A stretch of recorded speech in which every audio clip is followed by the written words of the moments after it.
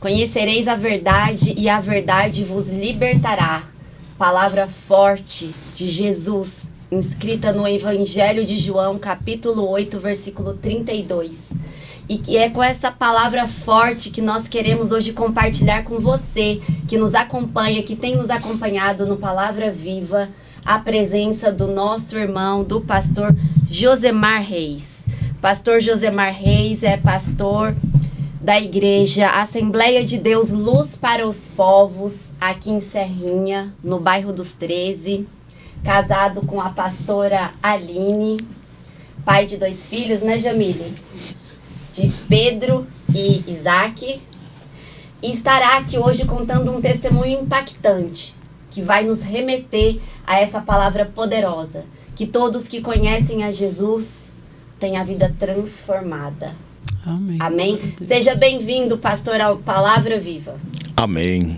Saudar a todos com a doce paz do Senhor Jesus, a nossa irmã Letícia, a nossa irmã Jamine e também o nosso irmão Tiago, a pastora Aline e a todos os irmãos que estão aí pelas redes sociais acompanhando esse podcast que tem alcançado vidas. Amém. É um prazer recebê-los aqui junto com a gente. E hoje nós vamos conversar, né, Jamile? É verdade. Seja muito bem-vindo, pastor, ao Palavra Viva. Eu tenho certeza que seu testemunho vai impactar vidas, né? Porque onde o Senhor chega, Ele faz grandes coisas. Amém. E não foi diferente na sua vida. Verdade. E para começar, nós gostaríamos de saber um pouco da sua vida antes de Jesus. Como foi a sua vida antes de encontrar Jesus? Irmã Letícia, os nossos ouvintes, eu sempre quando vou ter essa oportunidade de contar o que Jesus fez na minha vida, a gente sempre volta um pouco lá atrás, né? Lá no fundo do baú, para poder pegar algumas coisas que nós vivemos, passamos, para servir como experiência para edificar outras vidas. Eu venho de uma família muito simples, de uma família bem pobre de maré. A minha mãe se chama Dona Joélia, uma empregada doméstica que sempre teve um desejo de trabalhar, de cuidar dos seus filhos e não deixar passar necessidade. O meu pai, porém, um homem bastante agressivo, alcoólatra, e caminhou por uns caminhos que não é o caminho que a palavra de Deus ensina. E naquela época, a gente muito pequena, eu tinha mais ou menos a idade de 5 para 6 anos de idade, eu via meu pai chegar alcoolizado. Porque o primeiro passo para a violência acontecer dentro de um lar, a violência doméstica, é quando começam os gritos, o falatório alto, o apontar do dedo no rosto, o esticar do cabelo. E o meu pai chegava bastante agressivo, alcoolizado, drogado, e queria manter relação sexual à força com minha mãe. E a gente pequeno, a gente tentava sair à defesa dela e não conseguia. E então ele espancava a nossa mãe, batia na nossa mãe, quebrava as coisas de dentro de casa e depois terminava agredindo a gente. E deixava a gente passar fome, muita necessidade. Ele trabalhava, irmão? Trabalhava. Meu pai exercia uma função na área pública. Ele era policial militar. E o dinheiro que ele recebia, basicamente... Recebia o dinheiro e gastava com as meretrizes, com os amigos. A um ponto dele vender a nossa casa. A casa que a gente morava. E ele foi embora com uma amante dele, deixando minha mãe com 5 crianças no olho da rua. E a gente ficou perdido, minha mãe desorientada com 5 crianças.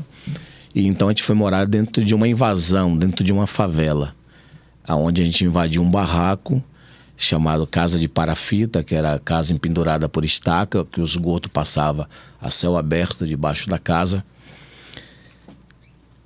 Quando eu falo isso, me traz muita lembrança. Eu peço perdão a vocês, porque... Fica à vontade. Foi impossível não ouvir isso e não se emocionar. Porque quando você vê passar fome, necessidade com um pai que não tem condições, né? Mas um pai empregado Isso... E permitir que seus filhos passem por uma situação dessa, realmente. E assim, irmão, pastor, a gente começou a nossa mesa hoje aqui, o nosso encontro, falando de um versículo poderoso. E o senhor contando sobre tudo isso, né? Um lar que aparentemente tinha tudo para ser feliz e funcionar. Tinha um pai que é um funcionário público, tinha recurso, tinha uma verba mensal, uma renda mensal, né? Uma esposa, 5 filhos, uma riqueza, né? E a gente vai para aquele versículo, né? Que o inimigo vem para matar, roubar e destruir.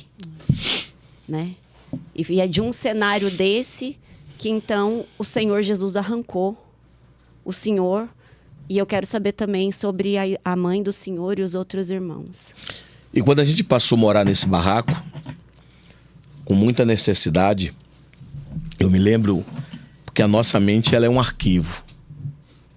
Tudo que a gente vive, pelo menos o que eu vivi, de 5 anos de idade até os 21 anos de idade, a gente carrega como marcas, como se fosse um pendrive com muitas coisas gravadas. E eu me lembro que a gente passou muita dificuldade dentro daquele barraco. A um ponto da gente ser conhecido como comedor de tripa de galinha. Porque do lado, próximo assim, uma rua, tinha um rapaz que ele vendia frango e ele abatia. Então, quando ele não doava pra gente as carcaças de galinha, aquela sobra de galinha, ele pegava as tripas e dava pra gente. E minha mãe ia, limpava, empendurava para poder secar, para poder fritar para a gente comer. E algumas vezes, quando ele não dava para a gente, minha mãe dizia, então pede os vizinhos para dar um pouco de comida para vocês.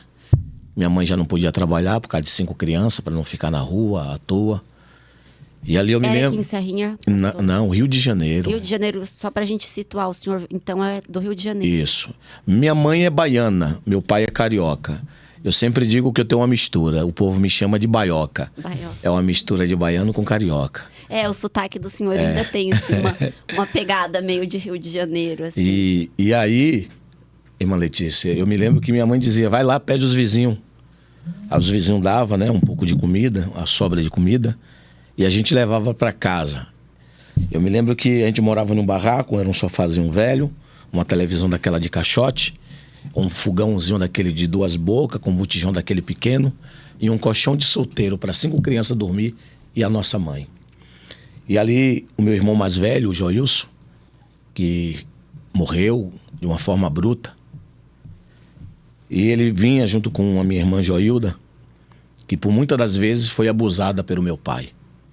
Ele abusava, esperava a minha mãe sair, ele abusava da nossa irmã. O senhor chegou a presenciar isso? Muitas das vezes. Quando ele chegava dominado pelo álcool, pela droga em casa, que ele entrava, o senhor tem essa memória, essa imagem ainda na cabeça do senhor? A memória que eu tenho do abuso que meu pai fazia com minha irmã era dessa forma.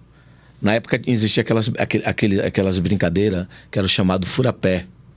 Era um pedacinho de cabo de vassoura cortado, a gente não tinha brinquedo. Então a gente mesmo confeccionava os nossos brinquedos. E como a gente morava numa região de barro, de terra, aí eu juntava aqueles meninos da comunidade, tudo pequeno, 5, 6, 7 anos, 10 anos. A gente pegava prego, botava no cabo de vassoura para ficar jogando no chão. Ia fazendo os riscos. Quem fechasse, o mais risco ganhava. E eu me lembro que meu pai chegava, dava aquele brinquedo pra gente, dizia, sai de casa e vai brincar. Meu Deus. Só para ficar com minha irmã sozinha. E ali a gente saía. Quando eu voltava, encontrava minha irmã despida, chorando. E ele com a garrafa de bebida na mão, despido também. Só que a gente era muito pequeno, não tinha noção do que estava acontecendo. Passamos a ter uma noção depois que minha mãe descobriu do abuso, mas ela também não podia fazer muita coisa. Não podia denunciar. Ela era espancada. Chegou um ponto do meu pai, ele usava aquela fita prateada para amarrar as mãos dela, da minha mãe, botar estopa na boca e espancar minha mãe para ela não gritar. Alguns vizinhos tentavam socorrer, mas como ele era um homem muito violento, agressivo, andava armado, e aí o povo ficava com medo. Naquela época não existia a Lei Maria da Penha. Os direitos humanos não atuava da forma que atua hoje. Então a gente cresceu num ambiente desse, vendo minha irmã sendo abusada, minha mãe sendo espancada. Chegou um ponto que o meu irmão mais velho, o Joilson, ele começou a se envolver com um jogo de sorte. Baralho, dominó, aquelas pedrinhas que joga. Ah, eu sei, é um copinho assim, não é? Não. O dado, o dadinho. Botava em um copo, jogava. Uma bozó, eu acho. Tem uma linguagem assim mais ou menos. E ali jogava apostado.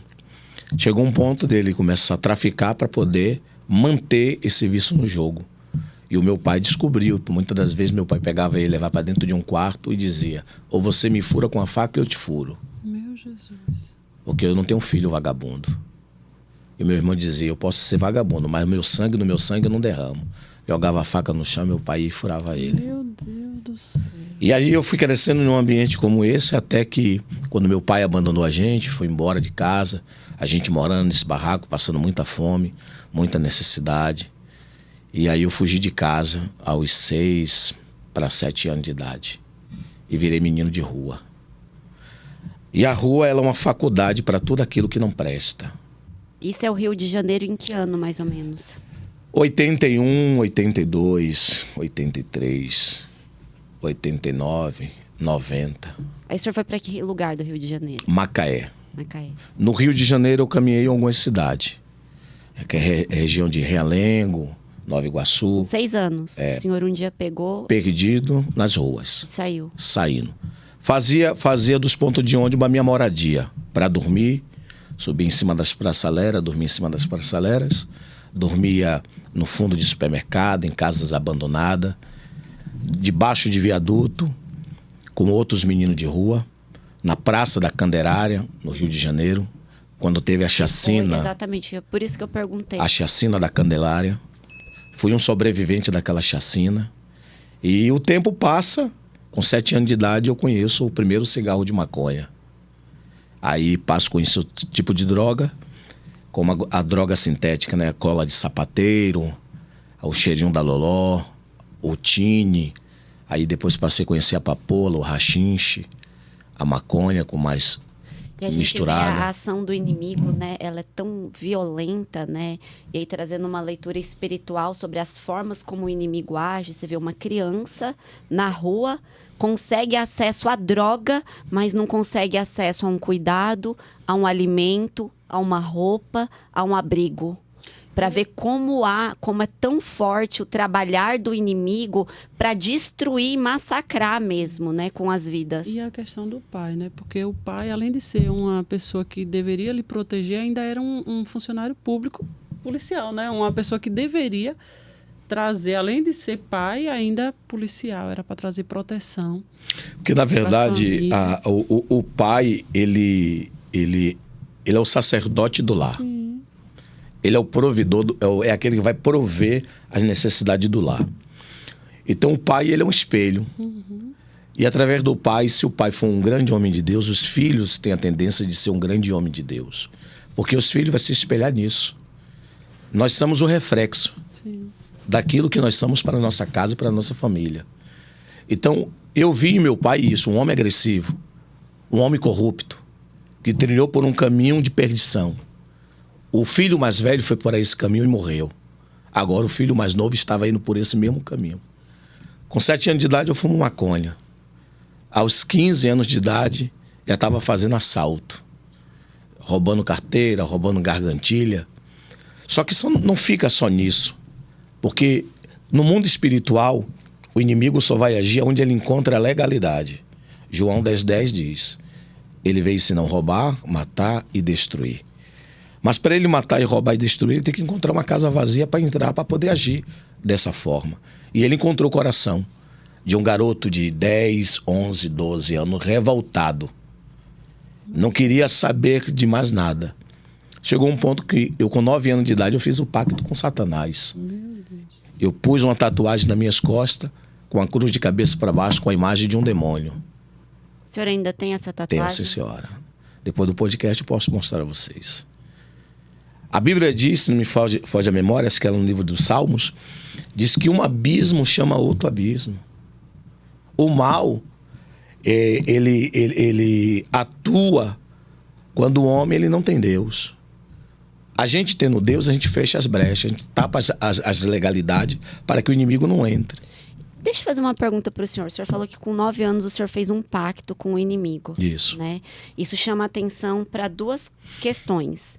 O quanto que as crianças também podem ser alvo, né, de ataques do inimigo, de pessoas usadas pelo inimigo para atrair as crianças e já estabelecerem essas legalidades, né, uma cooptação, captar mesmo a criança, né? São cooptações espirituais. Isso alcança crianças, a gente acha que é só adolescente ou adulto, não. Isso está acontecendo, isso acontece até hoje, porque o senhor falou aí, né, que tinha um pai, que era um servidor público. Isso acontece hoje, porque é uma área que eu trabalho, eu vejo, o senhor está falando, é como se eu estivesse lendo tantos inquéritos que eu já li. A figura do homem que chega em casa bêbado, um homem que normalmente trabalha em um tipo de serviço que é pesado espiritualmente, muitas vezes não é adequadamente remunerado, né? Tem uma pressão, só que ao invés de criar uma barreira, né, ou de compreender aquela situação e tentar estabelecer um território de paz em casa, não. Aí, digamos assim, vira um agressor. E isso acontece até hoje. E nessa questão do pacto, eu vou explicar a senhora de que forma aconteceu. Eu me lembro que eu tinha 9 anos de idade. Eu conheci um menino na rua, o nome dele se chamava Macarrão, era apelido. O vulgo dele, Macarrão. E ele era filho de uma senhora que era dona de um centro espírita. E como minha mãe também começou a caminhar por esse caminho do centro espírita, dentro do terreiro, ela se tornou uma equede, até chegar a uma determinada hierarquia. É como na igreja tem diácono, presbíteros e evangelista, e depois vem o ministério do pastoreio, o ministério do pastor. E minha mãe, nesse mundo de dor, de agonia, de tribulação, ela achando que caminhando por esse caminho de umbanda, de pacto, com guias, com caboclo, com os orixás, traria benefício para sua alma, uma paz, um acalento para sua alma. E, infelizmente, descadeou uma série de situações. Não sei se aqui no podcast eu posso pronunciar, sem ferir nenhuma religião, sem citar nome também de nenhuma religião, mas ela caminhou por um caminho que é oposto daquilo que a palavra de Deus ensina. A Bíblia diz que há caminho que para o homem parece ser direito, mas o seu caminho se tornará caminho de morte. E, infelizmente, não sei se a palavra é correta, mas a minha mãe caminhou por esse caminho. Apresentou seus filhos, consagrando seus filhos, como se fosse em busca de uma proteção maior, para que os seus filhos fossem protegidos pelos guias, pelos caboclos, pelos orixás. A um ponto que eu tenho uma irmã, que o nome dela se chama Joyce, não tenho dificuldade nenhuma de citar. Hoje ela é missionária, hoje ela é obreira da Casa de Deus, mas viveu a mesma situação que eu vivi, de droga, de tráfico, de prostituição. É como se tivesse descadeado uma maldição hereditária. É como não, pastor? Desencadeou. Descadeou uma maldição hereditária. Destruiu o emocional de vocês. Aí depois veio para a área espiritual.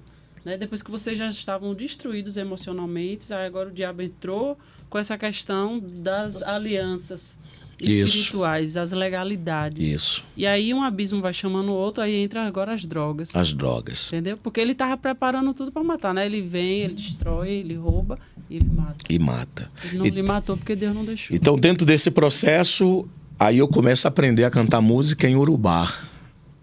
Com 8... O que é o urubá? São músicas da Umbanda. Ah, tá. Entendi. Que invoca... A mãe do senhor levava? A gente... levava. Quando o senhor explica isso, né? A gente olha... E aí a necessidade da gente ter um olhar de empatia. Isso. Né? Ela é uma alma desesperada. Isso. É como ele falou, ela queria socorro. Foi onde ela encontrou. Isso. E isso chama a nossa atenção, enquanto cristãos, a estarmos atentos mais do que a nossa imagem no espelho. Isso. Mas para aquele que precisa de ajuda. Verdade. Olhar para o necessitado, para a mãe solo, para a mãe que cria filhos sozinhos, para a mulher que está pedindo, que está lá com as crianças, que está na fila de um hospital, para o necessitado. Porque nós podemos ser agentes de Deus para colocar essas pessoas num caminho de paz, num caminho cristão, que é o que nós professamos. Enfim, dá a ela essa opção. É claro que a opção, o livre-arbítrio é de cada um. Verdade. E aqui, obviamente, a gente traz aqui a palavra, né? A gente medita na palavra. E o Senhor está trazendo o testemunho do Senhor sobre o que a família do Senhor Isso. passou nesse processo todo. Do que a gente viveu. Porque eu sempre digo, irmã Letícia e irmã Jamile, que a casa que tem Jesus como centro principal tem tudo. Com certeza. Davi disse, fui moço, fiquei velho, mas eu nunca vi um justo desamparado e nem a sua descendência mendigar o pão. Se quem serve a Deus não tiver de manhã, de tarde, Deus vai prover. Amém, eu creio. Quem serve a Deus, se não tiver de tarde, à noite, Deus vai prover. Jeová Jireh. Ele é o Deus Jeová Jireh. E o seu exemplo, pastor, é ótimo para mostrar isso, porque assim, vocês tinham uma família, como Letícia falou, tinha um pai, tinha uma mãe, tinha filhos, tinha emprego fixo. E tinha casa, tudo, né? Mas a destruição, infelizmente, predominou. Né? A falta de Jesus ali, né, desencadeou tudo isso. A falta da presença de Deus no lar, né? Isso. Então, às vezes a gente fala assim, né? A gente estimula as pessoas a convidarem Jesus a fazer parte da sua casa, da sua família. E as pessoas acham assim, é papo de crente. Quer que eu vá para a igreja? Não, é Jesus. É Jesus. Quem morreu por você é Jesus, quem lhe transforma é Jesus, quem lhe liberta é Jesus. Então você pode ter tudo, mas se você não tiver Jesus, acontece isso. Eu sempre, hoje, eu quando viajo, agora eu estava em Goiânia, preguei em Goiânia, preguei em Aparecida, em Anápolis e preguei em outras cidades do Goiás. E eu tive na casa de um camarada que é um líder de um tráfico lá em Goiânia. E a mãe dele pediu que eu fosse lá. Ela disse, pastor, se Jesus mudou sua vida, Jesus foi capaz de te resgatar. Eu acredito que Jesus é capaz de mudar a vida do meu filho. Eu tenho 10 anos orando pelo meu filho. E eu não desisti dele.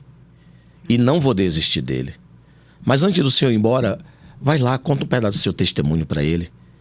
Mostra para ele o poder de Deus na sua vida. Eu carrego hoje, irmã Jamile, 14 perfuração de bala no meu corpo. É isso que eu queria saber. Com quantos anos o senhor foi alvejado assim? Eu tinha 21 anos. Hoje eu tô com 47. Quantos anos o senhor entrou no Comando Vermelho? Não, peraí, só um pouquinho. A gente deu um salto de 9 anos. Eu sei que... Porque quando ele falou das perfurações, eu falei... Vamos tentar só fazer uma linha mais... Vamos tentar. Se a gente tava, desculpa, mas é só pra gente seguir uma linha pra acompanhar todas as fases. E depois a gente contemplar a grandeza, né? Do monturo que Deus tirou o senhor e onde hoje ele colocou e usa o senhor. O senhor falou que aos 9 anos, né? O senhor já fez um pacto com o inimigo. Isso. E aí o senhor contou do amigo do senhor, do amiguinho. O macarrão. O macarrão. O A gente parou no macarrão, isso. Como a mãe dele era dona de um terreiro, e minha mãe começou a frequentar esse terreiro, e aí ele teve a ideia. Ele disse assim, vamos fechar o corpo. Quantos anos ele tinha? Ele tinha 12 anos. É brincadeira. 12 anos. Eu tinha entre 9 para 10 anos. De 9 para 10 anos. E ele disse, vamos lá, minha mãe fecha o nosso corpo. Meu Deus. Porque como a gente era menino de rua, a gente roubava muito em supermercado. Era o chamado pequenos furtos. Para roubar um pacote de biscoito, roubar uma bicicleta que estava na porta de uma loja. Então, os seguranças ali eram doidos para pôr a mão na gente. E existiam os chamados grupos de extermínio que exterminavam os meninos de rua. Então, ele sempre tinha essa ideia, rapaz, vamos lá pro terreiro de minha mãe. Já que a gente mora na rua, a gente está desprotegido e tal. E a gente fazendo um pacto, os nossos guias vai nos guardar, vai nos proteger. Aí na minha mente, eu falei, vamos. Qual a ideia? Não, qual a ideia? Não é uma proteção? E nós temos essa necessidade de dependência, né? Isso. De proteção. Eu falei, não é uma proteção? Então vamos. E aí o primo dele era tatuador. Eu coloquei primeiro unicórnio. Não existe cavalo com chifre. Mas na nossa ideia ali, por aquele desenho Caverna do Dragão, que tinha um menino que tinha um pau na mão e tinha um cavalo do lado, que o cavalo era o protetor dele. E no terreiro tem essa ideia. Deus nos chama de vaso, o inimigo chama de cavalo. Eu monto no cavalo, eu que tenho a rédea sobre ele, e é eu que uso ele. Então, na nossa mente, a gente é o nosso guia que vai nos guardar, vai nos conduzir. Aí eu pus a tatuagem do unicórnio e pus a tatuagem de um chamado Exu nas costas. A figura daquele desenho maligno, né? Aquela cara feia, com chifre, com os dentes. E aí eu tive a ideia de botar uma cruz de cabeça para baixo. Brincadeira. E tudo isso, só um minuto, tudo isso são portais que a gente vai abrindo. Uma legalidade muito grande.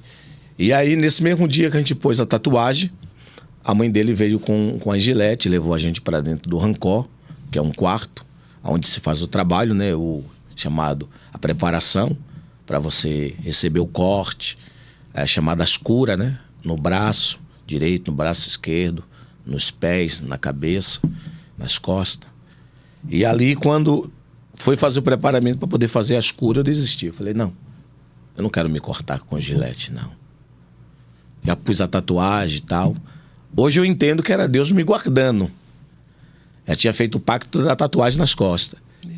Mas não deu aquele passo. Não deu passo para o chamada cura. Não fez o pacto de sangue. De sangue.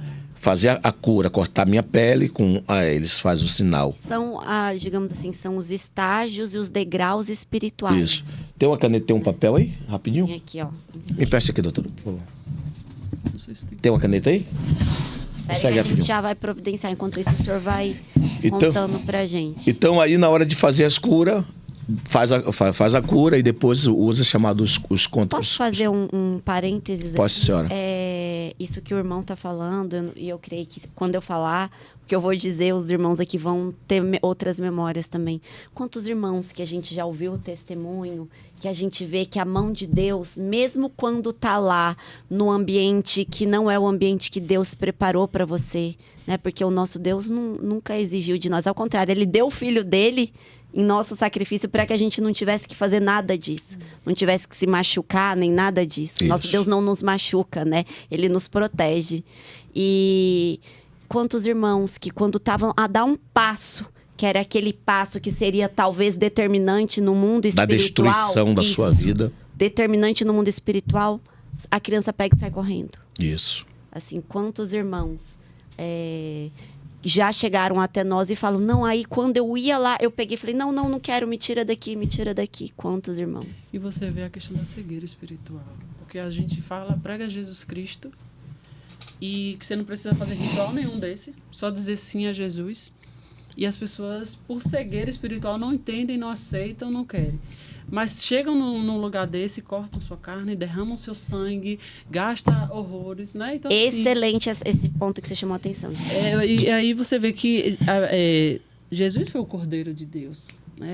Nós não precisamos estar nos sacrificando, derramando o nosso sangue, porque o sangue dele já foi derramado. Nós não nos machucamos, não machucamos animais. Pois é. Né? Deus não requer nada da gente. Irmã Jamile, irmã Letícia, os sinais são esse aqui, que chama de cura, são esse aqui. E aí, só um minuto, chama de cura. Olha como o diabo ele é enganador. Manipulador, né? Pois é, ele distorce a verdade. E ele usa um dos maiores sinais do evangelho. A cruz. A cruz. Posso mostrar para a câmera? Pode sim. Explica aí pro pessoal. Aqui é o chamado fechamento. E aqui são as alianças. Com o chamado guia. É aquele que diz que vai reger sua cabeça, que vai reger sua vida. É o que vai lhe proteger. É o que vai lhe guardar.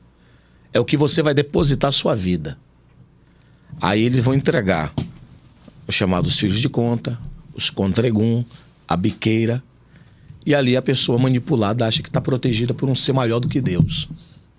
A cegueira é tanta, a cegueira espiritual é tanta, que o homem esquece de Deus.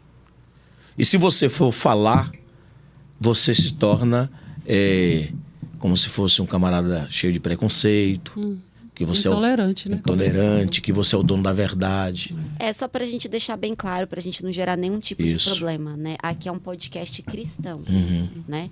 É um podcast cristão independente de religião, não professamos nenhuma religião. Isso. Então, assim, é a nossa visão, é a visão daquilo que a gente crê. Quem quiser seguir o caminho que a gente segue é bem-vindo. Isso. E Jesus tá e ama todos nós. Não Isso. importa se tá em qualquer religião ou está na religião que a gente serve. Jesus Isso. ama todos nós indistintamente. De forma igual. Exatamente. E as escolhas são individuais, né? O Deus que nós acreditamos, ele é tão maravilhoso que ele nos deu o livre-arbítrio, né? Então, cabe a nós tomar as decisões dos lugares que nós queremos seguir. Hoje que o Senhor nos está trazendo um testemunho Isso. de como era a vida do Senhor quando o Senhor caminhou debaixo dessa, digamos, dessa religião, vamos assim chamar, e depois, que é quando o ponto que a gente está chegando, quando o que aconteceu, quando a vida do Senhor teve um encontro com Jesus. Dentro desse processo, após o pacto, a minha vida caminhou para um caminho totalmente de trevas. De trevas. O que eu pensei que ia me trazer bem, me trouxe ruína. Eu me tornei mais agressivo. Fé bem, que se tornou uma casa. O senhor aumentou o nível dos atos infracionais, a Isso, gravidade, a isso, violência contra a isso, pessoa. isso. De furto passou para roubo. Isso. Assalto, à mão armada. Com violência. Com violência, com agressividade. Não tinha amor no coração. Eu achava que Deus não existia. Que tudo que eu estava vivendo, a culpa era de Deus. Mas como assim? Tipo, o senhor achava que Deus não existia, mas como poderia ser culpa de um Deus que o senhor achava que não existia? Era isso, era paradoxal na cabeça do senhor? Era confuso? Era, na verdade, irmã Letícia, uma mente conturbada em busca de uma verdade que ele não sabia como encontrar. Eu acho que eu posso entender assim, que era uma forma de... Era uma revolta por tudo que tinha vivido. Se Deus existe, por que permitiu eu viver tudo isso? Por que eu estou nessa situação? Por que meu pai não me amou? Por que minha mãe não me amou? Porque todas as pessoas que têm problemas com seus pais, normalmente têm dificuldade de entender Deus como pai. Que pai é esse que não me protegeu, que não me cuidou, sabe? Que não supriu as minhas necessidades. Então, todo mundo que tem problemas com o pai, a figura paterna tem dificuldade. Chegou um ponto em que minha mãe ela começou a se relacionar com vários homens. Eu sempre digo que hoje eu admiro a minha mãe. Com tudo que ela viveu, eu tiro o chapéu para ela. Que ela foi uma mulher guerreira. Uma mulher que ia me buscar na rua. Espalhava a minha foto. Você viu o meu menino? Você viu o meu filho? Onde é que está o meu menino? Quantas das vezes eu ainda criança, com os meus 5, 6, 7 anos, quando a gente ia buscar comida, aí 5 crianças e uma mãe. Ela dizia assim, come. Se sobrar, a mamãe come. Meu Deus. E as 5 crianças famintas comia, deitava no colchão junto com minha mãe, e aí eu botava minha cabeça na barriga dela e via a barriga de minha mãe roncando e a lágrima correndo no canto do olho. Então todo esse processo descadeou dentro de mim um ódio. Aquele desejo de me vingar do meu pai. A um ponto de eu trocar tiro com ele. Com quantos anos isso? Eu tinha 13 para 14 anos. Quantos anos ele tinha quando ele deixou a casa de vocês? Não tenho lembrança. Não? Não tenho Mas lembrança. era já maior do que isso? Quando meu pai faleceu em 2008, Não, quando ele vendeu a casa e foi embora. eu tinha 5 anos de idade. Ah, mas depois ele retornava, que o senhor falou... Não, Quando foi que o senhor reencontrou? O senhor foi atrás dele? não, a gente sempre se encontrava porque morava na mesma comunidade. Ah, ele só... Ele só saiu de casa com vendeu a casa e foi morar com a amante. Ainda a humilhação ainda pra mãe. Abandonou a família. Abandonou Não a família. passava lá nem pra perguntar se precisava. Não, de nada. nada.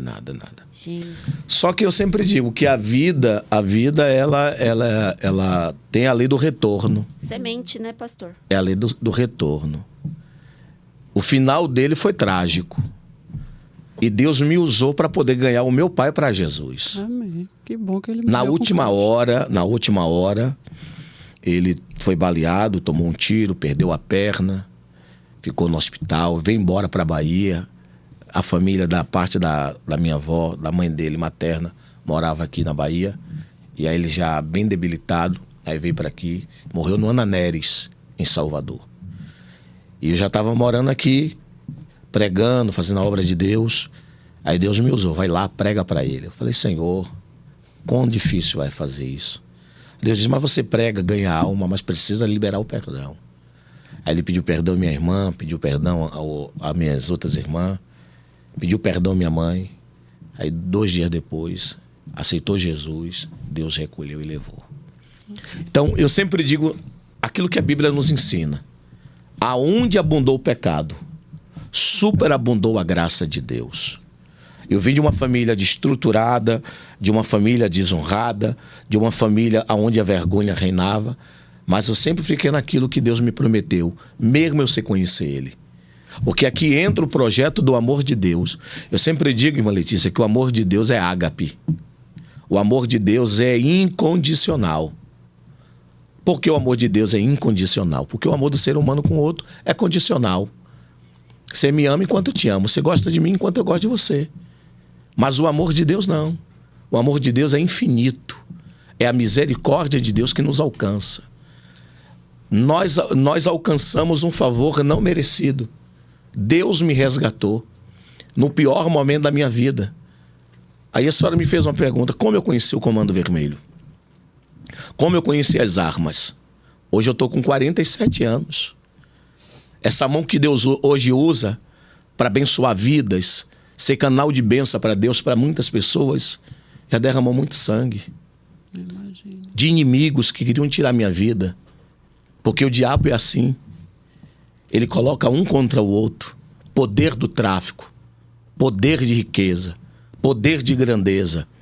O diabo consegue dilubriar, enganar, persuadir, manipular o camarada de uma tal forma, porque quando eu vi o camarada na minha comunidade andando de Kawasaki, andando de correntão de ouro, roupa de marca, e eu andando de sandália havaiana e dormindo na rua e fazendo um saco de lixo o meu travesseiro. E eu vi aqueles moleques de 13, 14 anos andando de tênis de marca, corrente, indo pro baile funk cheio de mulher. Eu dizia, eu quero isso pra mim.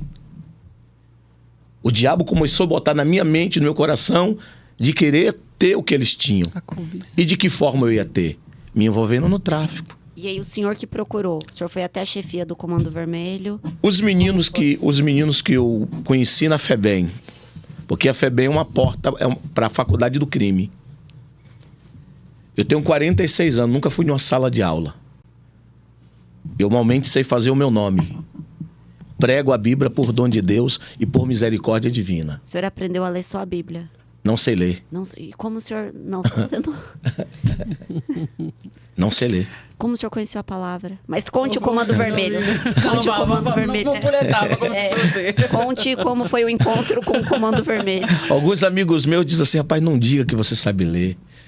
Eu falei, mas eu tenho que falar a verdade. Exato. Eu prego por misericórdia. Minha esposa está aqui, não vai me deixar mentir. Eu peço ela para ler a Bíblia para mim. Os irmãos na igreja, eu digo no altar, abre o texto da Bíblia, vamos ler. E quando eles terminam de ler, Deus me usa para trazer o texto claro e correto daquilo que nós A lemos. gente não tem desculpa para pregar. Não. Né? Primeiro porque a fé vem pelo ouvir. Isso que eu ia dizer. E pelo ouvir a vossa alma viverá. Glória a Deus. A Bíblia diz, abre a tua boca e eu te encherei. Amém. Assim como o diabo usa alguém lá que não sabe ler e escrever para manusear uma arma, para tirar a vida de alguém, Deus usa quem não sabe ler e escrever para pregar o evangelho, para resgatar da mão do diabo. Porque Deus não precisa das nossas habilidades. Habilidades Né? são, É Ele. são boas, Eu queria ser acadêmico, eu queria ser um PhD, eu queria ser um doutor. Tem delegacias, lugares que eu vou evangelizar, que o delegado me pede minha carteira de OAB e diz, rapaz, você é um advogado? Eu digo, não, eu sou um pastor. Pela forma que eu me expresso, pela forma que eu sei me comunicar, isso foi um dom que Deus me deu. Porque se Deus não tivesse me dado esse dom, não tinha como eu anunciar a Cristo como Salvador da alma do homem. Então, como eu falei, essa mão aqui, que hoje Deus usa para abençoar vidas, foi instrumento na mão do diabo. Como que isso começou, efetivamente, essas alianças com associações criminosas, como que isso entrou? O senhor falou que houve o desejo que o inimigo implantou no coração, né? Enfim, sair daquela situação, é o consumo, né? E assim, aqui é um dado mesmo, a maior parte dos atos infracionais são, vamos falar entre aspas, o crime que o adolescente comete. Porque adolescente a gente não diz que comete crime, mas comete um ato infracional. Porque o tratamento, a resposta penal é totalmente diferente. Então, a maior parte dos atos infracionais estão ligadas à questão de consumo. Mas é a questão da cobiça, né? O pecado Assim, começa a necessidade, pelos olhos, exatamente, o desejo de ter, de consumir, e que muitas vezes é legítimo. Qual criança não quer ter um sapato para calçar, não quer comer? Quantos adolescentes que cometem atos infracionais porque tem o desejo de comer um sanduíche? Né? Irmã Letícia, eu vou falar um negócio para vocês, é um pouco engraçado.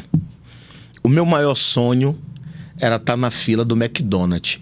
Eu pensei nisso aqui, pastor. Quantas pessoas sonham com o McDonald's? Eu me lembro que é um pouco assim engraçado e emocionante. Eu brinquei até com a pastora outro dia. A gente foi pregar no evento. Ela disse assim: filho, vamos passar no McDonald's. Eu falei: rapaz, eu tenho um sonho.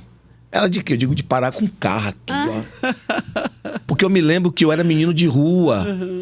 E quando eu passava em frente ao McDonald's, eu via aquela fila de carro, o povo indo comprar, e eu ficava lá: ei, paga pra mim um sorvete, paga um lanche pra mim. E tinha gente perverso, gente ruim, mal.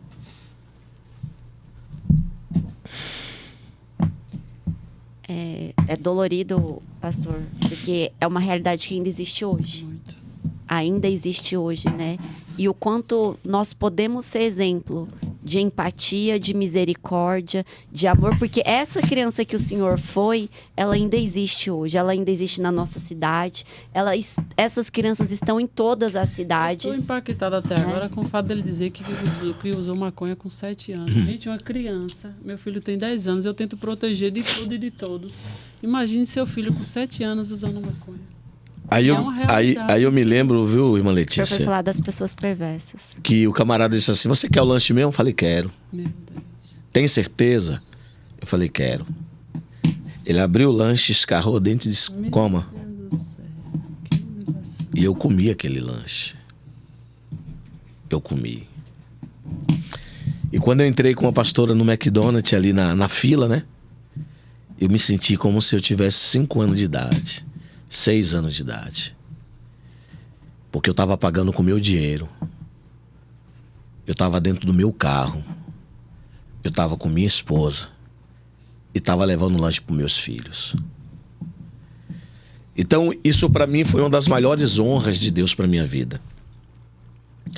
Então, todo esse processo de querer conhecer o crime, de poder ter dinheiro, era para eu poder ter para dar para minha família, dar para minha mãe, cuidar da minha mãe, cuidar das minhas irmãs. Só que é uma cegueira espiritual. Porque o mesmo diabo que dá com a mão, ele toma com a outra. Ele tem um poder da manipulação, ele tem um poder da persuasão e ele tem um poder de enganar. Ele olha para Jesus no deserto e diz: eu sei o que é que você quer. Transforma essas pedras em pão e coma. Ele vai oferecer para Jesus o que Jesus mais estava precisando no momento. E naquele momento o que eu estava precisando era de dinheiro. Tirar minha mãe de dentro de um barraco, tirar minhas irmãs daquela situação. Você vê, inverte tudo, né, pastor? Assim, de repente a criança tem que se colocar na posição de sustentar. Quando, assim, nossa própria lei, isso, tanto a lei de Deus como a lei dos homens fala que é dever dos pais a guarda, o sustento e a educação. E de repente uma criança com a missão, não, eu preciso fazer isso porque eu tenho que cuidar. Uma criança inverte tudo. Se tornar um mantenedor, né? Exato, inverte tudo, o inimigo inverte tudo. Verdade. Né? E aí eu conheci a chamada, não sei se eu posso falar o nome. Eu sempre gosto de evitar. Por pessoas não fale. Não, o nome de facção para não ser, Isso. não fazer apologia. Fale só facção que tá bom. Eu conheci uma facção e nessa facção eu comecei como fogueteiro. É um moleque que ganhava em torno, na época era cruzeiro, 10 cruzeiro, para ficar na porta da favela com a caixa de rojão de 12 tiros e um radinho na mão para anunciar a chegada da polícia. E tinha uns olheiros, né? Ficava observando. Um moleque que mais tinha agilidade, tinha chamada a ginga do crime, era o pra frente, E eu, como era um moleque muito revoltado, chamado sangue no olho, não levava desaforo, apesar de ser bem franzino, pela quantidade de droga que eu usava e não tinha uma boa alimentação. Os pés feridos, as unhas encardidas, bem destruído pelas drogas. E aí eu comecei a ser observado, até que então deixei de ser fogueteiro e passei a ser segurança do tráfico. E aí me entregaram uma arma, me ensinaram como manusear uma arma. E eu passei a manusear aquela arma, fazer a segurança do tráfico. Com quantos anos? Eu tinha em torno de 13 anos de idade. Eles pagavam em dinheiro para isso? Dinheiro. Protegiam sua família? Era como se fosse, eu pegava de manhã, ficava até 5 horas da tarde, aí eu saía e entrava outro. Meu Deus. E ele dava o dinheiro e a família do senhor morava nessa mesma comunidade? Dentro da comunidade. A família do senhor tinha proteção? Da minha mãe. Era eu, minha mãe e minhas irmãs. Faltava comida, eles davam? Não, porque eu ganhava esse dinheiro. Eu mesmo ia pro supermercado, comprava o alimento, levava para casa. Aí o senhor deixou, digamos assim, os crimes de finalidade, os crimes destinados à pessoa comum. Furtar, o senhor deixou de furtar, de roubar. Isso. Aí era exclusivamente trabalhar para... Porque quem trafica não rouba. Quem está envolvido com tráfico não tem um acesso a assalto. E aqui outra informação que assim, coordena totalmente com o que eu vejo no meu trabalho. Normalmente a pessoa, o criminoso que tem uma ficha de, vamos dizer assim, antecedentes de tráfico, você não vê roubo. Aliás, eles têm ojeriza isso. Não, eu não roubo, não. Não sou ladrão. Isso. E não aceita. Exatamente. O perfil é muito específico. É muito específico. Quem trabalha pro tráfico não pode assaltar. Não pode. Ele é funcionário do tráfico. Como era o segurança do tráfico, eu não poderia manchar o nome do tráfico. E aí dá uma falsa sensação de solução. De solução, Olha como o diabo é enganador. Não, você estava passando fome, você estava exposto. Mexendo agora com assalto. Você protegido, agora você tem comida, você tem abrigo. E o que era a segurança do tráfico? A segurança do tráfico é o camarada que faz a segurança da biqueira. Para guerrear contra os inimigos que vão invadir a biqueira, para tomar a biqueira. Um sentinela. Trocar tiro com a polícia, para a polícia não ter acesso até o patrão do tráfico, que dá tempo ele fazer a rota de fuga. É uma linha de frente. É uma linha de frente. Então o senhor estava sujeito ali, foram aí que aconteceram esses disparos que alvejaram o senhor. Isso. Então se chama crime organizado. O crime é bastante organizado. Às vezes a gente pensa que o reino das trevas é desorganizado e não é. Ele é extremamente organizado. Existem principados e potestades que eles são enviados pelo próprio Lucifer para atuar em determinadas áreas. E cada demônio tem a sua função, assim como no crime, cada soldado tem a sua função. O texto de João 10:10 deixa bem claro. Ele veio senão roubar, matar e destruir. E aí o senhor traz aqui, né, uma parada para a gente fazer uma reflexão. E por isso a importância de novamente a gente falar que o podcast Palavra Viva não tem denominação religiosa, não. Aqui nós falamos da fé cristã, da palavra de Deus. O nosso objetivo, né, Jamília, é justamente a união de todos nós cristãos, independentemente de placa de religião, de nome de igreja, para que haja essa coesão entre nós. Porque nós estamos lutando e vivendo em um mundo que essas trevas regem esse mundo e elas são extremamente organizadas. E muitas vezes nós paramos para analisar o nosso próprio espaço cristão, uma igreja brigando contra outra, irmãos tentando destruir irmãos, invejas, calúnias, né? Ao invés de trabalharmos unidos em prol da mensagem das boas novas de Jesus Cristo, focarmos em cumprir o mandamento de Jesus, ide por todo mundo e pregar o evangelho. Enquanto o inimigo tá lá, todo organizado, trabalhando de forma coordenada e coesa. E nós estamos aqui com picuinha, com rolinho, com conversinha, com maledicência, perdendo totalmente o foco. O foco achando do que reino. fulano vai pro céu, que a outra não vai. Infelizmente. Na verdade, eu sempre digo, irmã Letícia, que às vezes é santo guerreando contra santo. Enquanto o inimigo está dominando o nosso território. No dia que a gente deixar de brigar um com o outro, porque se praca de igreja fosse boa, ela não ficaria do lado de fora, tomando sol e chuva. Nós somos a igreja de Cristo. A igreja de Cristo tem que viver em coinonia, em comunhão. Juntos nós somos mais fortes. Amém, eu creio. A igreja primitiva cresceu porque os irmãos viviam em oração, no jejum, na comunhão do pão. E eles viviam unidos. Unidos. Não havia dissensão Mas entre é por eles. isso que o inimigo investe tanto, né, nessas divisões. Porque ele sabe que onde há divisão, a própria Bíblia diz que a casa dividida não subsiste. Não subsiste. A gente vê o exemplo da Torre de Babel. Eu estava falando para um Quando o pastor... povo se uniu. Estava falando para um pastor há poucos dias. Quando a igreja ela era tão unida, eu vou botar lá atrás, na década dos anos 60, 70, 80, 90, a igreja tinha um trabalho fenomenal que era o trabalho de evangelismo. E eu me lembro que aos meus 13, 14, 15 anos, a gente era chamado Sentinela da Madrugada. Quem era o Sentinela da Madrugada? Eram os meninos do tráfico que andavam de madrugada fazendo a segurança da favela com fuzil na mão. E de repente, quando a gente entrava nos becos, nas vielas, a gente encontrava os irmãos de madrugada com a Bíblia na mão, indo para o culto matutino orar. E a gente voltava e dizia, não, tá vindo os crentes ali. Os crentes estão vindo. E quando a gente via os irmãos, parabéns, corre não, é de Deus. Deixa eu orar por vocês. Aí a gente vinha, botava os armamentos no chão, dobrava o joelho. Tinha um constrangimento. Se sentia constrangido e com medo. Porque quando se falava dos crentes, era a mesma coisa de falar de Saci Pererê. Era a mesma coisa de falar da mulher da trouxa, que era aquelas as histórias que contava para as crianças, né? Se você ficar na rua, o velho do saco vai passar e vai lhe pegar. É a mesma coisa. Viu os crentes ali? O povo corria. Então, a gente sempre era confrontado assim com as irmãs do coque. Inclusive, eu tenho uma irmã do coque que me ganhou para Jesus. Elas são bênçãos. A gente ama as irmãs do coque. Um beijo para todas. Faz diferença na vida de quem encontra com elas. Então, a igreja, ela está muito, como é que eu posso dizer, engessada entre quatro paredes. A gente sabe que a gente está numa época de tecnologia, que as coisas se avançaram, as pessoas estão mais intelectuais, as pessoas têm mais acesso à informação do que os nossos pais lá atrás. Mas a igreja não pode perder o que ela tem mais de precioso, que é a autoridade de Cristo. Aleluia. A unção ainda faz a diferença. Com certeza. O diploma é bom, o conhecimento é bom, mas Paulo disse, a letra mata, mas o Espírito Santo, o Espírito ele vivifica. E Paulo disse, é um dos versículos que eu mais amo, que está em Filipenses, capítulo 3.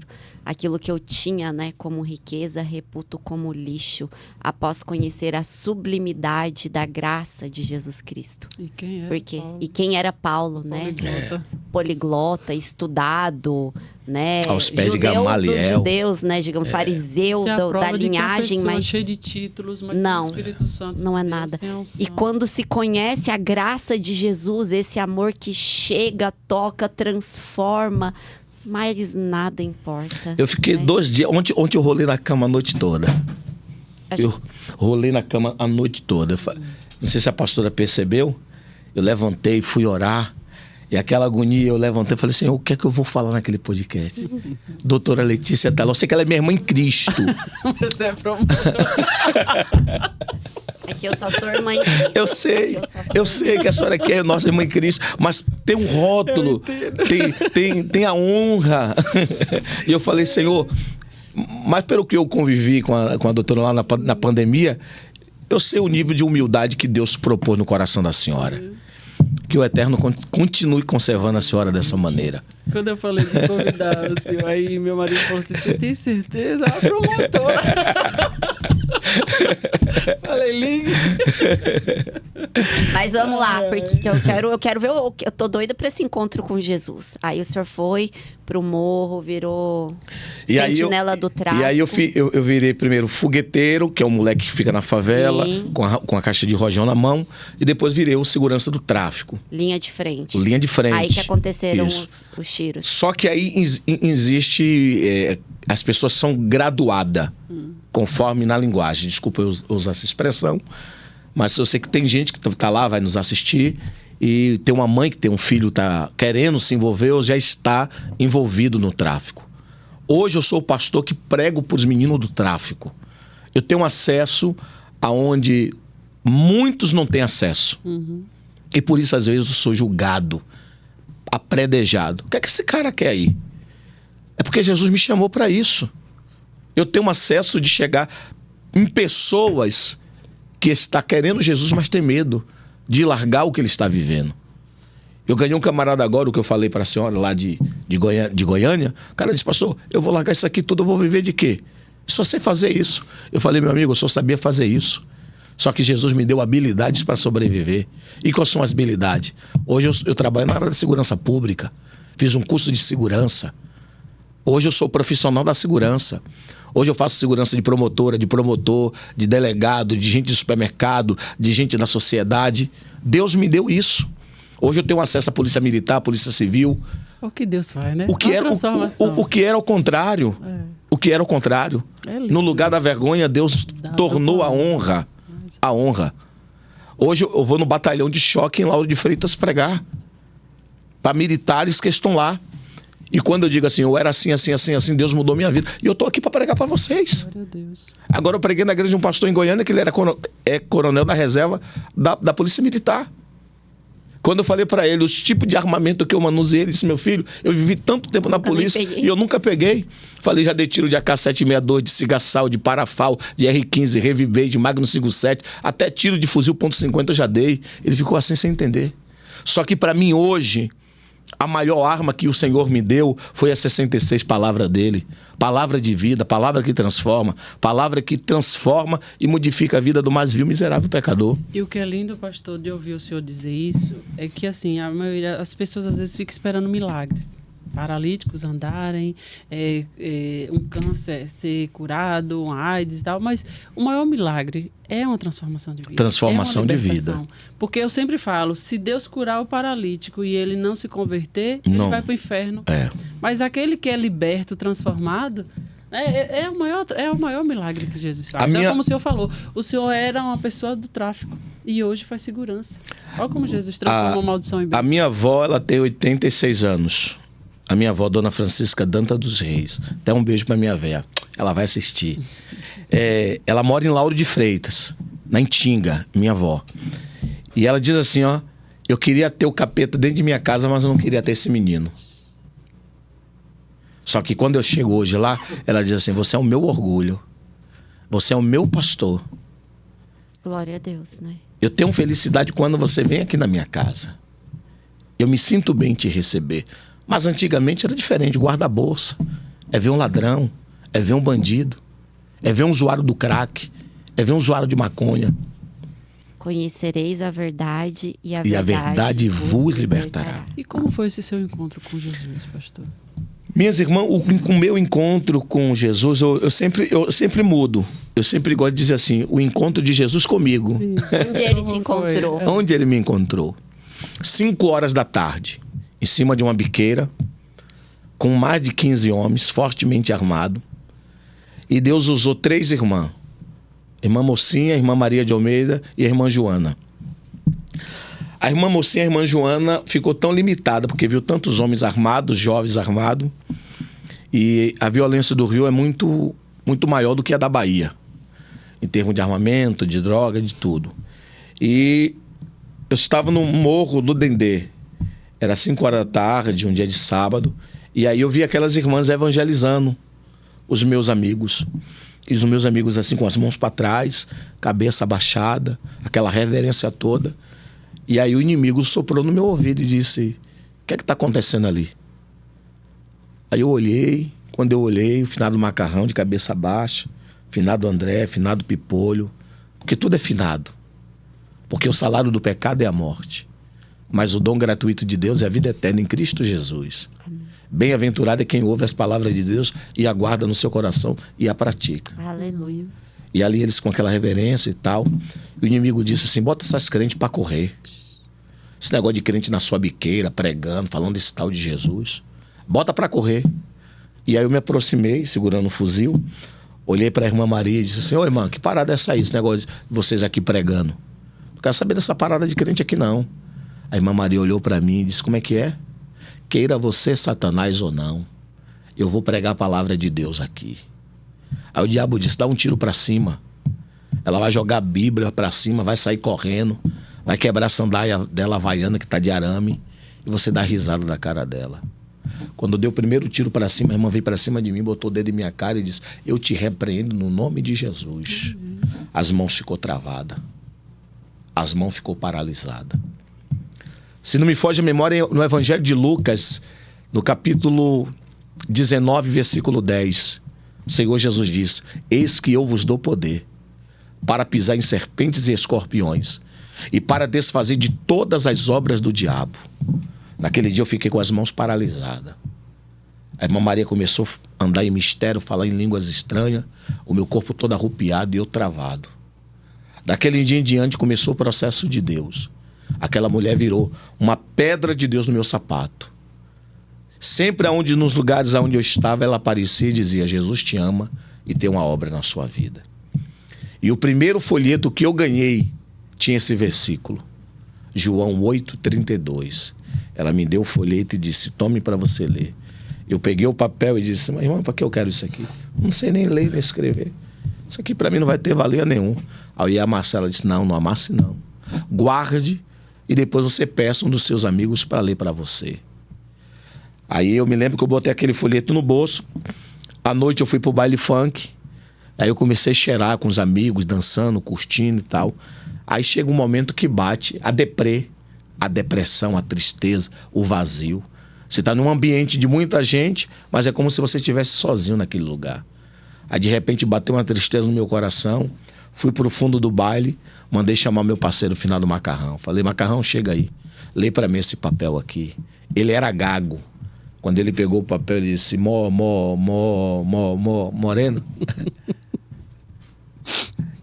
Aqui é a palavra de Deus. Ele começou a ler. Porque conhecereis a verdade e a verdade vos libertará. Eu falei: realmente a gente está precisando, irmão. Quantas cadeias, quantos tiros a gente já tomou. Todo mundo quer matar a gente, quer tirar a nossa vida. Estou cansado dessa vida. Porque chega uma hora que o homem cansa. Todo homem sem Deus, ele é escravo de si mesmo. Por isso que a Bíblia diz, irmã Letícia, em Mateus 11:28, vinde a mim, todos vós que estáis cansado e sobrecarregado, e eu vos aliviareis. Amém. Porque o meu fardo é leve e o meu jugo é suave. E aprendei de mim, que sou manso e humilde de coração, e acharei descanso para as vossas almas. Só quem pode dar descanso para a alma do homem é Jesus. Tem gente que está nos escutando agora, mas está tomando remédio antidepressivo para buscar alívio da alma. Tem gente que agora está querendo cometer suicídio, porque está vendo a casa dele desabar sobre ele, ele está com as mãos atadas e não pode fazer nada. Mas se ele fizer o que está escrito em João 14, Jesus disse: não se turbe o vosso coração. Creres em Deus, creis também em mim, porque na casa do meu Pai há muitas moradas. E se fizer o que Jesus disse em João 14:6, eu sou o caminho, a verdade e a vida, e ninguém vai ao Pai se não for por mim. A solução para a vida do homem está em Jesus. E eu entendi isso. Quando, em meio ao cansaço de estar sendo procurado para ser morto, aqueles que andavam comigo, que conviviam comigo, que se drogavam comigo, que muitas das vezes estavam comigo ali, eram os mesmos que estavam querendo tirar minha própria vida. E quando foi que teve de fato, essa mudança de deixar essa velha criatura e o começo de uma vida nova com Jesus? Como foi? O senhor foi para uma igreja? Foi a irmã Maria que levou o senhor? Como foi que isso aconteceu? O processo da dor. O processo da dor foi quando teve a operação em 94, no Rio de Janeiro. Morro do Dendê. A polícia invadiu, matou mais de 16 jovens. E eu fui um dos jovens que fui alvejado. Nessa questão de ser alvejado com tiro, eu morri. A minha alma saiu literalmente do meu corpo. Eu tomei um tiro dentro da boca que saiu aqui. Aqui. Eu tenho um aqui na cabeça, entrou aqui. Tô vendo. A bala tá aqui alojada. Me dá o dedo da senhora. Põe aqui o dedo da senhora aqui. Licença. Vai, aqui. Aqui. Tô aqui. sentindo. Aqui. Ó. A cápsula, né? Entrou aqui. Aqui é tiro. Região do tórax. Dá licença aqui, viu? Uma faca. Tiro. Tiro. É tiro. Aí foi a cirurgia? Pegou na região do tórax, saiu nas costas e perfurou o pulmão. Meu Deus. Onde me deixou na cadeira de roda por 3 anos e 7 meses. 3 anos. 3 anos e 7 meses. Tomei de ponto 40 na perna. Não arrebentou a perna do senhor? Aqui. Tô vendo. Aqui. Na rótula do joelho aqui. Não, o senhor andar é um milagre, Aqui. né? Aqui. Não, ele andar é um milagre, Foram porque 14, pastor? 14 quem quiser ver como é o impacto de uma ponto 40, digita no Google. Impacto ponto 40, tem vários estudos, vários, digamos, vídeos que mostram, né, o que ela faz. Mas quando você tá ela... falando de imagine 14. Exatamente. Misericórdia. E quando eu tomei esse tiro, literalmente eu entrei em óbito. Entrei em óbito. E aí chegou a hora das famílias ir em busca dos corpos. E quando chegou no IML, meu corpo estava lá, jogado. Minha mãe envolvida com a Umbanda, Quimbanda. Antes de ir para o IML para fazer o reconhecimento do corpo, minha mãe estava saindo de casa, a irmã Maria foi até ela. E disse assim: Joélia, o teu filho não está morto. O teu filho está no propósito de Deus. Minha mãe olhou para a irmã Maria e disse: tu tá maluca, meu filho já morreu. Você não respeita a minha dor. E aí levantou a mão para dar uma tapa no rosto da irmã Maria.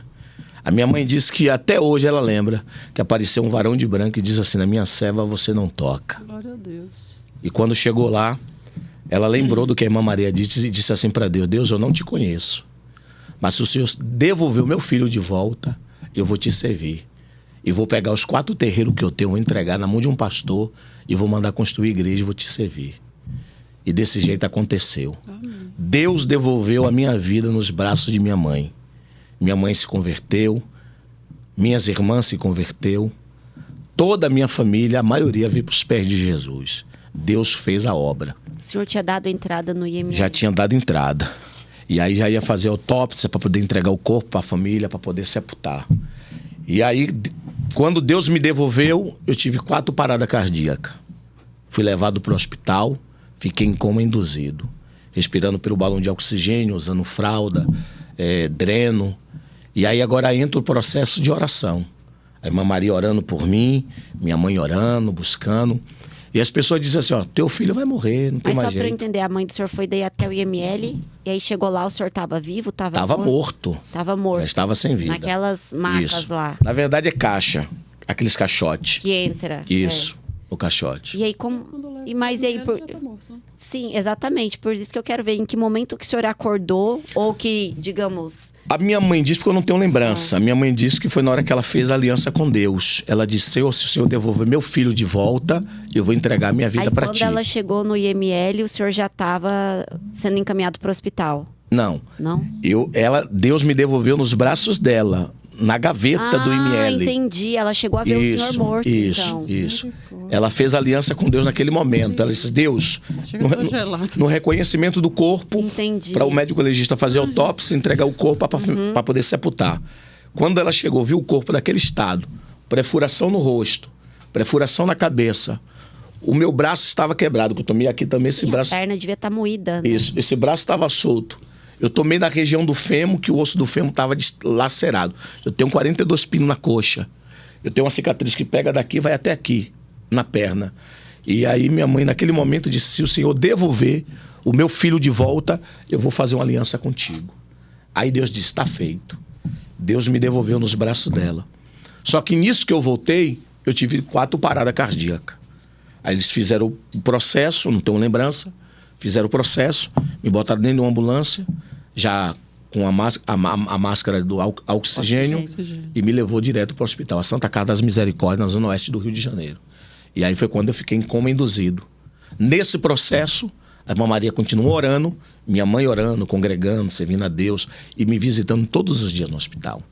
E aí entra o processo. Deus me tira do coma, e aí entra o processo agora, no final de 90, 95, 96 para 97. Eu tenho um encontro com Cristo. Sentado na cadeira de roda. Eu fui convidado para um culto que era para terminar meio-dia. Terminou 6 horas da tarde. Jesus me levantando da cadeira de roda, me batizando com o Espírito Santo e usando uma criança dizendo que eu seria pastor e pregador do Evangelho. E hoje estou aqui. Para honra e glória de Deus. Para contar as maravilhas do Eu Senhor. estou impactada aqui com o testemunho da sua mãe.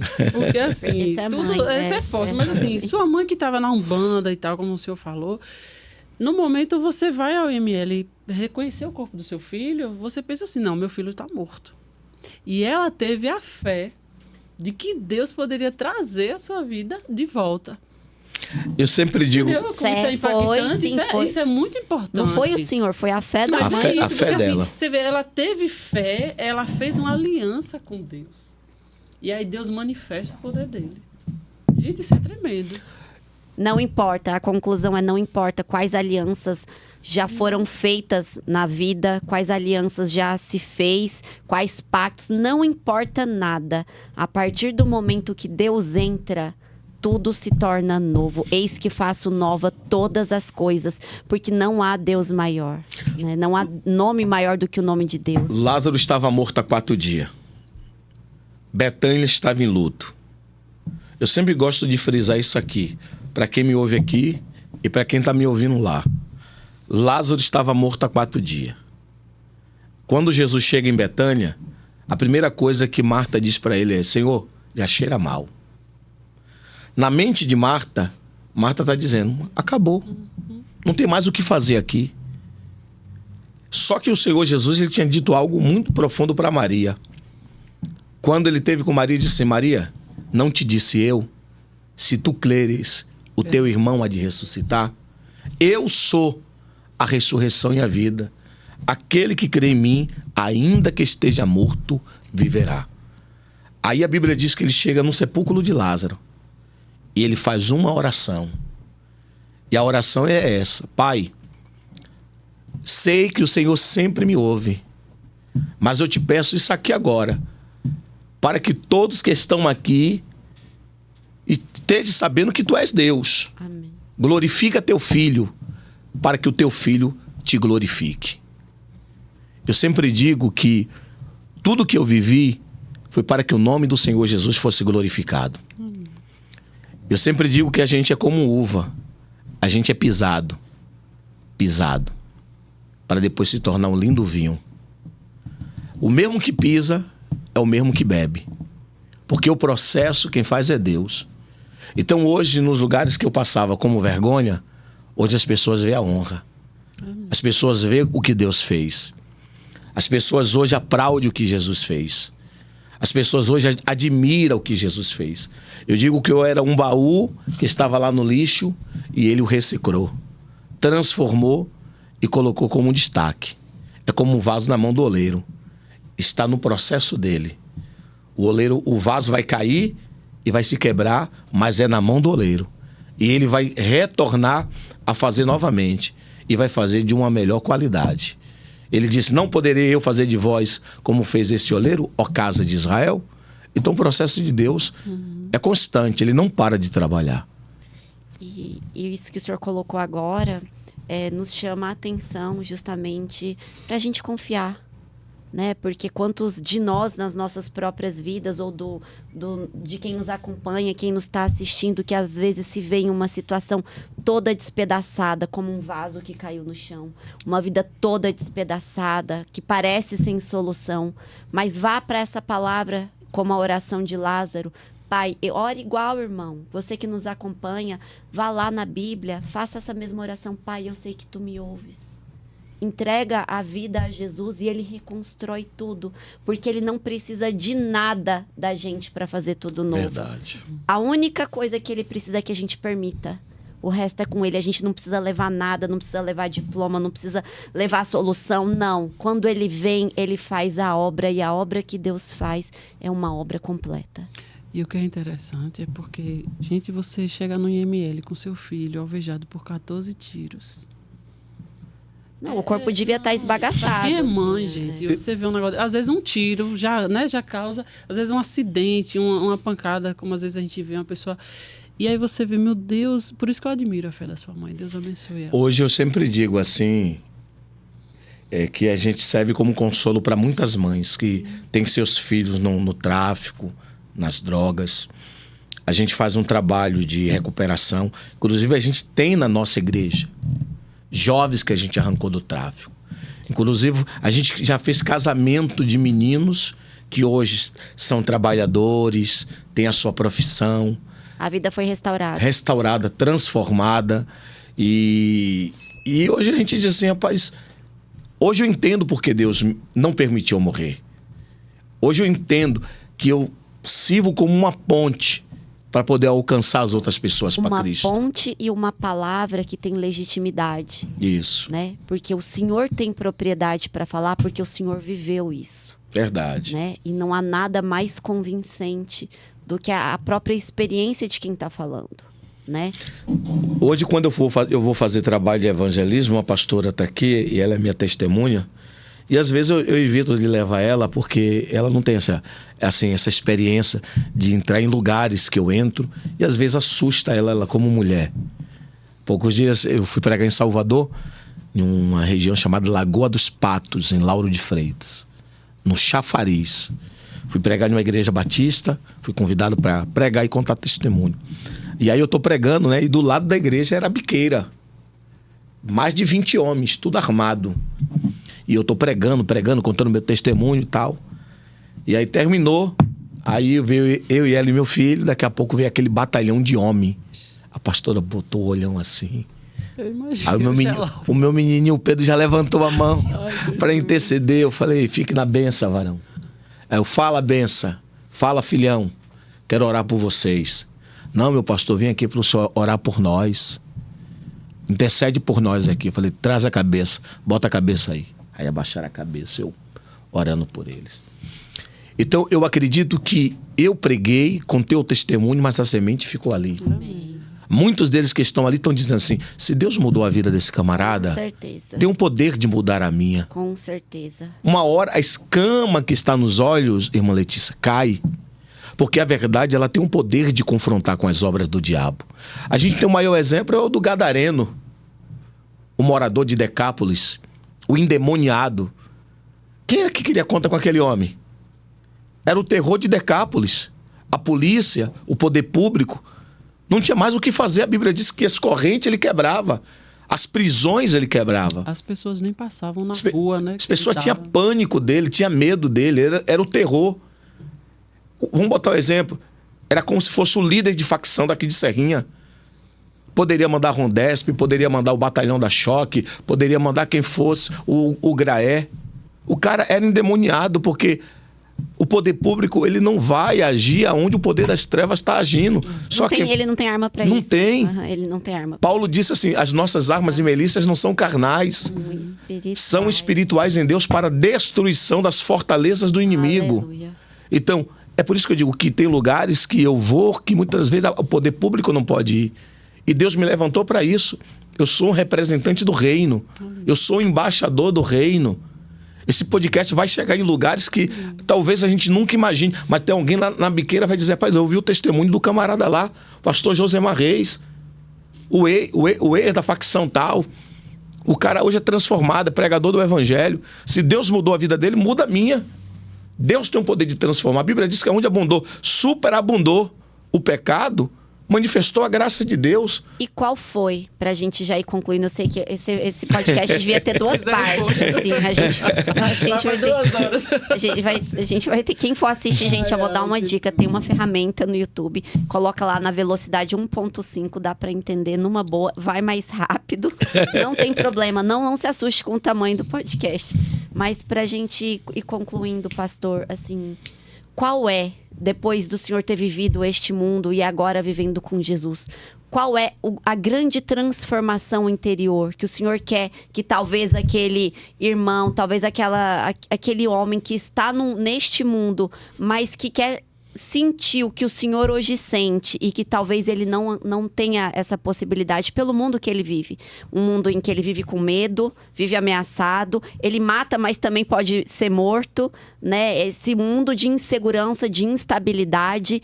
Qual é a grande transformação que o senhor tem no seu coração que eu quero que o senhor faça ele sentir do outro lado? Eu sempre digo que hoje o que me traz paz, a verdadeira paz, é saber que Jesus é o centro da minha vida.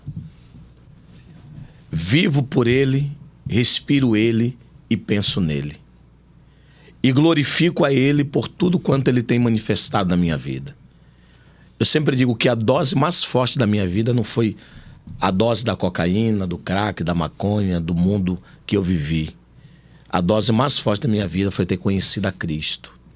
E conhecereis a verdade, e ela vos libertará. Quem está em Cristo, nova criatura é. As coisas velhas se passam, e tudo se faz novo. Eu carrego uma frase no meu coração que eu ouvi da irmã Maria de Almeida, a irmã que me ganhou para Jesus. Um dia eu lá, não sei se a senhora já esteve no Rio de Janeiro. Nunca estive. E inclusive eu vou até indicar a senhora, quando a senhora for passear lá no Rio, a senhora conhecer a Pedra do Lemo. É onde tem uma linda pedra, onde turista do Brasil inteiro e do mundo inteiro faz questão de ir para poder se assentar na pedra para assistir o pôr do sol. Eu acho que já vi vídeos. É o melhor pôr do sol do Rio de Janeiro. É coisa linda, é coisa do céu. E um dia eu acho que eu estava com os meus 19 anos, 19 para 20 anos, tenho muita lembrança. Eu pintei o cabelo de loiro e fui fumar um baseado na pedra lá do Lemo.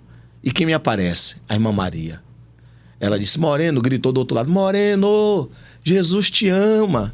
Eu olhei, quando eu olhei era a irmã Maria. Como que essa irmã veio parar aqui, gente? Nem na Pedra do Lemo eu tenho paz aqui. Não, e para você ir pro Lemo, você tem que passar por Copacabana, Ipanema e Leblon. Deus levando, ó, vai aqui, irmã. E aí ela tava em uma casa no Leblon fazendo uma faxina. Foi quando ela me viu passar de uma Kawasaki, de uma moto. Ela olhou os lados da moto e disse: eu conheço, é o Moreno. Aí disse que ela gritou: Moreno, Jesus te ama. Aí veio, atravessou, entrou por cima passou pela água, chegou na pedra. Eu falei: oi, mano, nem uma maconha eu posso fumar em paz aqui sozinho para ver o pôr do sol. Ela disse: meu filho, eu vim aqui só para dizer uma coisa. Querendo você ou não, não tem para onde você correr. Você vai ser pastor, pregador do evangelho. E antes de Jesus me levar, eu vou ver você pregando no altar da minha igreja, aonde eu congrego. E do jeitinho que ela falou, aconteceu. Jesus me transformou, virei pregador. Antes de Jesus recolher ela me viu de paletó e gravata e pregando o evangelho. Jeremias disse uma coisa, Lamentações 4:5. Jeremias disse: Senhor, renova em mim os nossos dias, mas renova como dantes. Jeremias estava clamando por um tempo novo. Abacuque, no capítulo 3, Abacuque diz: Senhor, ouvi a tua palavra e temi. No dia da tua ira, lembra-te da misericórdia. Aviva, Senhor, a tua obra, e no meio dos anos a notifica. Jeremias, no capítulo 1, e no versículo de número 11 e 12, Deus chama Jeremias e diz: o que é que você vê? Ele disse: vejo eu uma vara de amendoeira. Deus disse: você vê muito bem, porque eu, Senhor, velo com a minha palavra para cumpri-la. Amém. Deus não tarda com aquilo que Ele promete. Amém, eu creio. Então o que me fortifica hoje são as promessas que Deus me fez lá atrás, sem eu conhecer Ele. Eu não conhecia Deus, Jó disse isso. No capítulo 42 e no versículo 3, 4 e 5. Quando ele diz: eu te ouvia somente em ouvir falar. Só em ouvir falar, mas agora os meus olhos veem o Senhor. Porque bem eu sei que tudo podes. Nenhum dos seus planos poderão ser impedidos. É isso mesmo. Então é isso que me traz a esperança. Saber que eu não sou digno e nem merecedor de nada, porque a misericórdia de Deus é o que nos alcança a cada dia, e hoje nós podemos desfrutar dessa promessa. E eu sempre digo, o que me traz paz e alegria é ver o que Deus tem feito. Deus me deu isso aqui. Uma esposa linda, uma mulher crente, uma mulher compreensiva, uma mulher amiga, e me fez ser pai de 2 meninos lindos e abençoados, que tem o maior orgulho de mim. O meu filho de 3 anos, quando eu estou orando, ele encosta perto de mim, aí começa a alisar minha barba e diz assim: pai, o senhor está bem? Eu digo: tô. Ele diz: pai, eu te amo. Você me ama, pai? O outro de 10 anos, quando eu vou viajar para pregar, ele diz: ô pai, não vai não, pai. Fica aqui, pai. Começa a chorar. Para ver como a obra transformadora de Deus, apesar de toda uma infância vivida com um pai que não foi um exemplo, isso, né? O amor de Deus transformou toda aquela ira, tudo aquilo que estava armazenado dentro do Senhor, toda aquela raiva, né?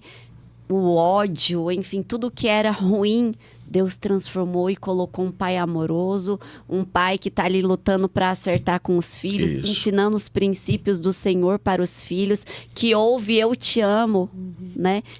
Tudo que o Senhor queria ouvir quando era criança, hoje o Senhor ouve e o Senhor pode falar aquilo que o Senhor queria ter ouvido quando era criança. E a importância da irmã Maria, né? Muito Porque às bom. vezes a pessoa não... Às vezes a gente fica como chato, né? Aí vem a irmã.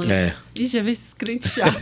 Mas glória a Deus por ela. Como é importante ter a irmã Maria na sua vida orando. A irmã Maria foi um divisor de água Pois muito é, grande para como minha é vida. importante. Gente, oremos pelas irmãs do colo. Pois é. Mas o senhor quer uma palavra final pra gente encerrar, mas já vai ficar o convite, né, Jamile, pra voltar com a pastora Aline, com a esposa do senhor, pra gente ouvir mais depois sobre o ministério. Hoje ficou o testemunho até o encontro com Jesus, mas nós queremos em uma parte 2, né, Jamile? Amém. Sobre as obras que o Senhor tem visto ao longo do tempo da caminhada com Jesus. Amém. Nós sempre dizemos, né, que o Senhor nos chamou com um propósito e estamos dispostos a viver esse propósito. Eu me lembro que quando eu vim para a Serrinha, eu vim para pregar e ir embora. E eu não sabia o que é que Deus... Quando eu cheguei aqui em Serrinha, eu não sabia nem que essa cidade existia. Eu não conhecia nem no mapa. Você viu o poder da mulher, né? Eu não sabia, irmã Letícia, nem que existia no mapa a Serrinha. Era um pastor amigo meu, pastor Carlos Matos. Deus abençoe o pastor Carlos. Eu louvo a Deus pela vida dele, que ele não veio, quem veio foi eu no lugar dele. Olha o que Deus faz. Deus tem os seus planos, tem os seus propósitos. E como disse Isaías, os caminhos de Deus é mais elevado do que os nossos. E também os pensamentos dele são bem melhores do que os nossos. E eu me lembro que eu ia voltar para o Rio, morar no Rio. E eu falei para ele, eu falei assim, na linguagem carioca, né? Falei, velho, para mim não dá não, irmão. Eu vou embora pro Rio, Bahia para mim já deu. Aí disse, rapaz, eu vou pregar em Serrinha, quer ir comigo? Falei, onde é que fica esse negócio de Serrinha, varão? Ele disse, não, Serrinha fica no interior daqui da Bahia, eu vou com você. Eu prego um dia, você prega outro dia. Eu falei, faço bem, faço mal, então bora. Aí na hora dele vir, deu uma dor de barriga nele. Eu falei, foi uma dor de barriga santa. Eu acredito que foi Deus que deu essa dor de barriga nele, pra ele não vir. E de lá o senhor tá até hoje. E aí eu cheguei 2018, final de 2017 para 2018. Aí eu vim pregar na igreja aqui da pastora Eliene. Aí eu preguei 3 dias, Jesus salvou almas. Eu tirei um terno novo, dei para um camarada que era do tráfico daqui. O cara levantou a mão, aceitou Jesus. A igreja pegou fogo, o povo pulando, se alegrando. Aí na hora eu falei, vou lhe dar esse terno para você. Você vai no banheiro, vai me dar essa roupa sua e eu vou lhe dar esse terno que eu tô aqui para você. Eu dei o terno, sapato, meia e vesti a roupa dele. E aí eu era para ir embora na segunda-feira, a pastora disse, não, fica para você descansar e tal. E nesse ficar, tô até hoje. Glória a Deus. Pastora Aline me amarrou o coração. Um bom motivo. E para quem quiser conhecer a obra do Senhor, ir até um culto, fala pra gente onde fica o Ministério Assembleia de Deus Luz para os Povos em Serrinha. O nosso ministério, irmã Letícia, fica ali no bairro da Coruja, conhecido mais como Vila de Fátima. Caminho do Monte. Eu sempre digo, todos os caminhos que levam para o monte, levam para a Assembleia de Deus, Ministério Luz para os Povos, que fica ali entre o posto de saúde e a quadra. E quais são os dias de culto? Os nossos cultos são quarta-feira, culto da Vitória, quarta-feira do Milagre Forte, onde a gente tem um culto de libertação, que a gente ora por quebra de maldição, por pessoas que estão sofrendo de depressão.